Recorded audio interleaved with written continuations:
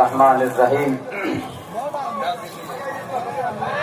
محترم سامعین کرام، بہت بڑی تعداد میں آپ لوگ یہاں پر آئے ہیں، یہ اس بات کی دلیل ہے کہ آپ سب لوگ اپنے محبوب پارٹی مجلس اتحاد المسلمین سے بے پناہ محبت کرتے ہیں، اور یہاں پر ایک بہت بڑا مجمع۔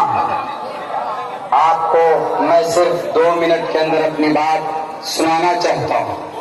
ہندوستان کو آزاد ہوئے 72 سال ہو گئے، لیکن ہندوستان کا ایک علاقہ سیمانچل کے نام سے جانا جاتا ہے۔ آج بھی یہ علاقہ غربت سے، بدحالی سے اور لاچار بے بس انسانوں کی تعداد سے یہ علاقہ آزاد نہیں ہوا۔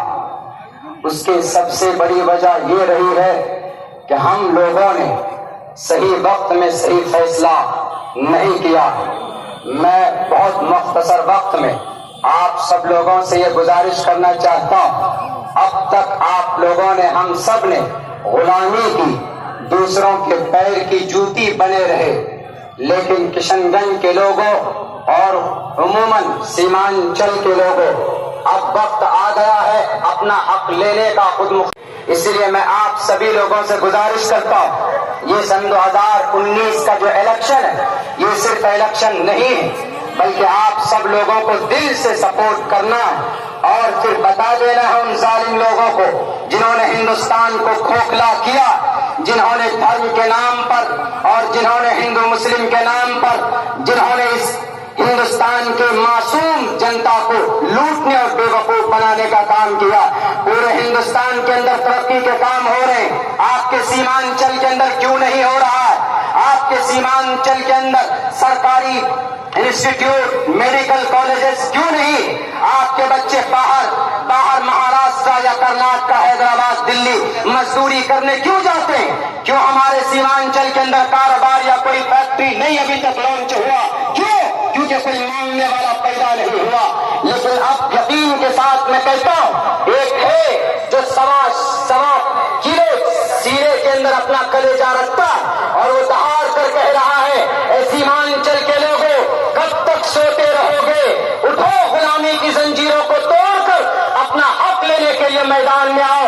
آج تک جن کو آپ نے اپنا مسیحا مانا، جن کو آپ نے اپنا دوست مانا، انہوں نے آپ کو لوٹا، آپ کو غریب کیا۔ ہندوستان کے اندر سن 2017 میں اسی سیمانچل کے اندر سیلاب آیا تھا، آج تک لوگوں کے حقوق نہیں ملے۔ میرے ہمارے سیمانچل کے لوگوں، نظر اٹھا کر دیکھو اس مجاہد کی طرف، حیدرآباد سے آنے والا اگر کوئی ظالم ظلم کرتا ہے تو سینہ تان کر کروڑوں کے کرپٹ لیڈروں کے سامنے پارلیمنٹ کے اندر کھڑا ہو جاتا ہے۔ اگر وہ آپ کے حقوق کی بات کرتا ہے تو آپ کو خاموش نہیں رہنا چاہیے۔ اسی لیے میں گزارش کرتا ہوں، دل کھول کر غلامی کی زنجیروں سے باہر نکلو۔ جن پر آپ نے بھروسہ کیا، آپ کو لوٹا، آپ کو کمزور کیا، ہندوستان کو کمزور کیا، ہزاروں کروڑ روپے ہندوستان سے باہر اپنے دوستوں کو دیا، آپ کے اکاؤنٹ سے لے کر آپ کے اکاؤنٹ کو خالی کیا۔ سوچو اور سمجھو کہ آپ کا مسیحا کون ہے۔ اب ہر آدمی کی زبان پر ایک نعرہ ہونا چاہیے کہ اخترالایمان قدم بڑھاؤ، ہم تمہارے ساتھ ہیں، اخترالایمان قدم بڑھاؤ، ہم تمہارے ساتھ ہیں۔ آج تک وشواس کیا، لیکن اب ہم وشواس نہیں بلکہ اس شعر کو کہنگے کہ آگے بڑھو، ہم تمہارے ساتھ ہیں، ہر موڑ پر، ہر جگہ پر۔ اللہ تعالی سننے سے زیادہ اس دن 18 اپریل کو عمل کی توفیق دے۔